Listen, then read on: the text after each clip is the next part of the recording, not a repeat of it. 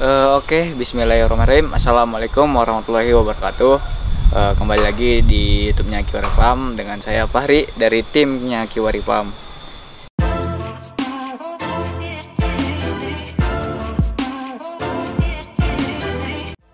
Nah, kali ini kita akan membuat konten yang berbeda ya dari sebelum-sebelumnya. Karena kan sebelum-sebelumnya kita membahas tentang budidaya dan perawatan buah naga golden isis ini.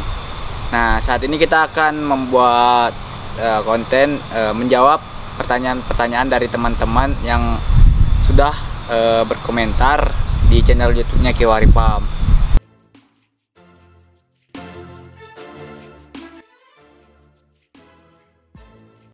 Nah, di sini ada beberapa pertanyaan ya teman-teman yang pasti teman-teman ingin tahu dan ingin belajar.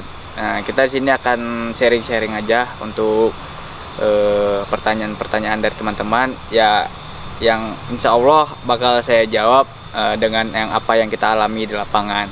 Oke.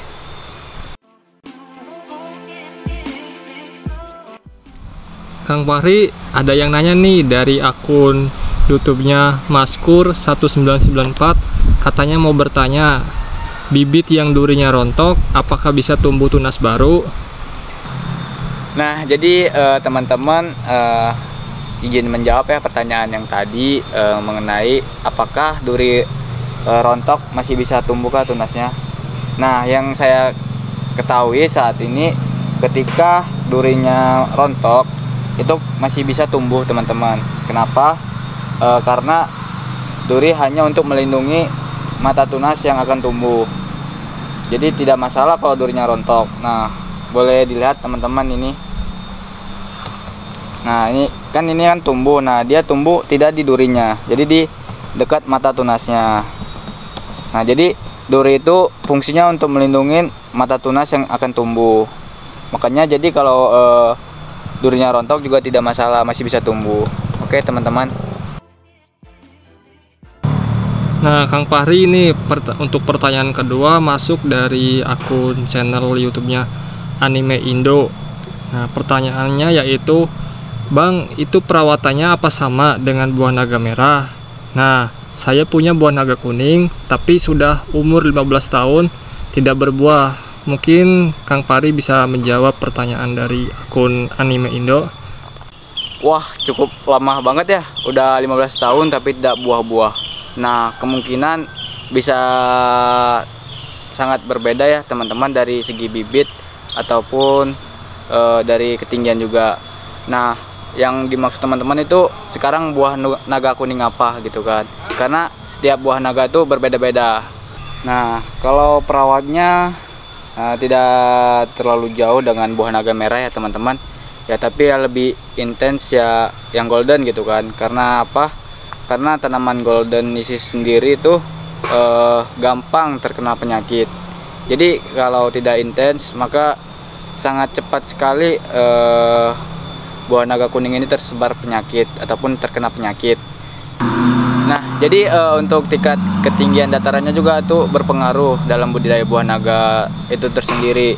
Seperti halnya kayak buah naga golden isis. Nah, sangat suka dengan cahaya matahari ya teman-teman. Jadi tidak terlalu dingin cuacanya juga dan tidak terlalu panas. Jadi cocok untuk di dataran tinggi 50 mdpl sampai 300 mdpl. Nah, buat buah naga kuning sendiri itu bisa dirangsang dengan secara lampu ya teman-teman. Jadi kalau misalnya buah naga golden isis ini sendiri kalau nggak dirangsang dengan lampu maka sangat jarang untuk keluar bunganya. Jadi kita sistemnya dengan merangsangnya dengan lampu. Nah, kenapa? Karena lampu untuk menggantikan cahaya matahari full. Nah, mungkin dari segi perawatannya juga pemupukan itu ya teman-teman sangat berpengaruh ya teman-teman untuk nutrisi pertumbuhan juga gitu kan. Nah, biasanya kita untuk pemupukan sendiri pupuk kandang itu biasanya satu tiang gini ada 4 bibit, itu biasanya satu dorongan ya teman-teman. Jadi sekitar 30 kiloan lah teman-teman. Jadi pupuk kandang itu 30 kiloan. Makanya di kita tiap hari berbuah ya teman-teman. Jadi bisa dipanen terus. Nah, boleh dilihat ini bulan ini bakal bisa dibuahkannya teman-teman. Nah, jadi kalau misal ingin membuahkan juga, mengatur pembuahan, bisa menggunakan lampu juga teman-teman. Jadi kita dengan lampu bisa mengaturnya. Oke. Nah, Kang Fahri, ini ada pertanyaan ketiga dari akun channel YouTube-nya Sally Marcella. Katanya mau bertanya nih, untuk Golden Isis apa bisa langsung tancap ke tanah dan bisa langsung tumbuh tidak tanpa adanya grafting? Nah, jadi untuk bibit golden ini sendiri ya teman-teman, bisa langsung ditancap juga. Tapi dengan misalnya kalau diambil dari batang utama, tunggu 2 hari dulu ya teman-teman, untuk mengering dulu bekas yang dipotong agar tidak membusuk. Nah, jadi bisa saja ditancapkan gitu ya teman-teman, tidak melalui grafting juga bisa. Nah, jadi kenapa harus di grafting gitu kan? Karena kan bisa meminimalisir bibit yang ada gitu. Jadi bisa menghemat lah. Jadi misalnya dengan satu bibit panjang 30 cm itu bisa dibagi beberapa. Jadi bisa menghemat bibit juga, dan juga sebenarnya lebih bagus langsung batang utama ditanam. Kenapa? Karena dia akan cepat tumbuh akarnya.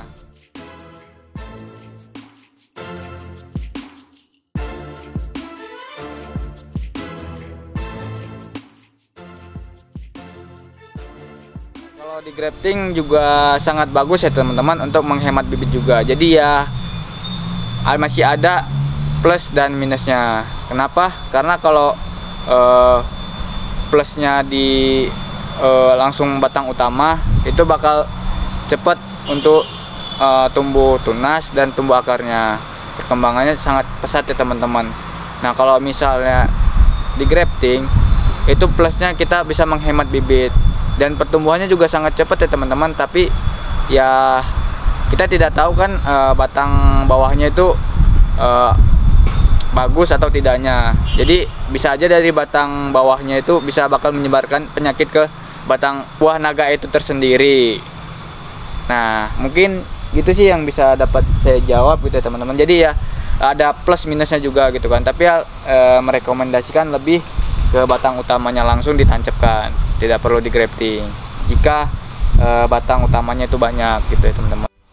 Nah, Kang Fahri, ini ada pertanyaan lagi nih, ternyata banyak juga ya. Ini untuk pertanyaan keempat nih, datang dari akun YouTube-nya Toko Nopi Mebel. Pertanyaannya yaitu, apa bisa buah naga kuning di MDP 15 seperti di daerah Cikampek bisa tumbuh?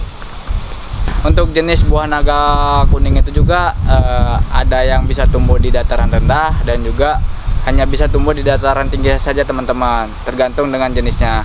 Nah, kalau untuk naga kuning Golden Isis ini tersendiri sangat bagus di dataran rendah teman-teman tuh. Nah, ketinggian kita juga di sini sekitar 0 sampai 50 mdpl karena kita ya bertetanggaan lah dengan Cikampek. Jadi sangat bagus ya teman-teman. Nah, untuk ketinggian 15 mdpl itu tergantung dengan jenis buah naga kuningnya itu tersendirinya teman-teman. Ada juga yang hanya tumbuh di dataran tinggi, tidak bisa di dataran rendah. Nah, rekomendasi untuk buat teman-teman yang ingin nanam buah naga kuning di dataran rendah itu seperti 0 sampai 50 mdpl itu sangat bagus yang Golden Isis ya teman-teman. Kenapa? Karena Golden Isis tersendiri sangat memerlukan cahaya matahari. Jika kalau tidak ada matahari full, buah naga Golden Isis itu tersendiri nggak bakal bisa berbuah. Nah, jadi di Cikampek itu sangat bagus untuk yang Golden Isis. Kenapa? Karena kita juga nanam ini tidak di dataran tinggi teman-teman ya, di sekitar 0 sampai 50 mdpl, yaitu di Kecamatan Purwadadi, Kabupaten Subang. Nah, sangat bagus dan perkembangannya juga bagus ya teman-teman untuk di dataran rendah itu tersendiri. Nah, jadi untuk buat teman-teman ingin menanam golden di dataran rendah itu sangat cocok dengan Golden Isis. Kalau ada yang di dataran tinggi itu yang sangat bagusnya di Palora dan Colombia. Oke, mungkin tuh teman-teman. Halo Kang Fahri, ini ada pertanyaan masuk lagi ternyata dari Mas Sandi Prasetyo. Assalamualaikum, apakah penyerbukan buah naga kuning semuanya harus pakai buah naga merah? Dan apa memang naga kuning tidak ada serbuk sarinya, Kang? Waalaikumsalam warahmatullahi wabarakatuh. Wah, sangat bagus ya pertanyaannya dari teman-teman setia Kiwaripam yang sering nonton Kiwaripam. Ya, izin menjawab ya. Untuk Golden Easy sendiri, yang teman-teman ketahui, butuh yang sering menonton channel YouTube-nya Kiwaripam, sangat dibutuhkan penyerbukan untuk Golden Easy ya teman-teman. Tapi tidak hanya dengan buah naga merah saja teman-teman, dengan buah naga putih juga bisa. Nah, kenapa? Karena yang bisa dilihat dari jawaban kawin silang, untuk bisa menghasilkan buah yang berbentuk besar, jadi butuh di penyerbukan. Nah, untuk serbuk sari sendiri Golden Isis sebenarnya ada.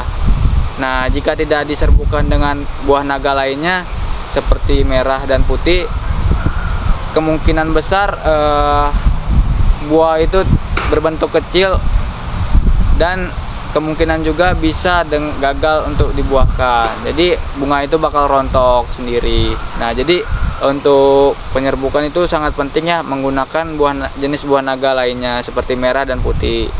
Nah, untuk serbuk sendiri itu sebenarnya ada di teman-teman, tapi tingkat keberhasilan itu sangat kecil, jadi harus diserbukan. Oke, silangkan.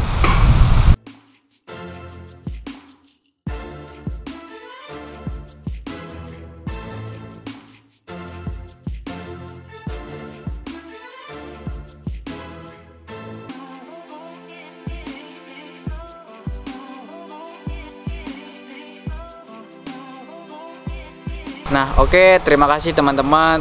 Sangat bagus ya pertanyaan-pertanyaan teman-teman, karena ya teman-teman bertanya karena ingin tahu ya teman-teman. Nah, mungkin kalau kurang jelas ya kita bisa sharing session di video selanjutnya teman-teman.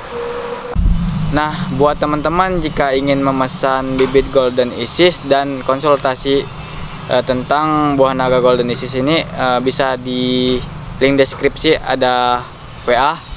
Nah, teman-teman bisa konsultasi atau memesan bibitnya. Nah, mudah-mudahan apa yang tadi saya jelasin, mudah-mudahan teman-teman bisa dapat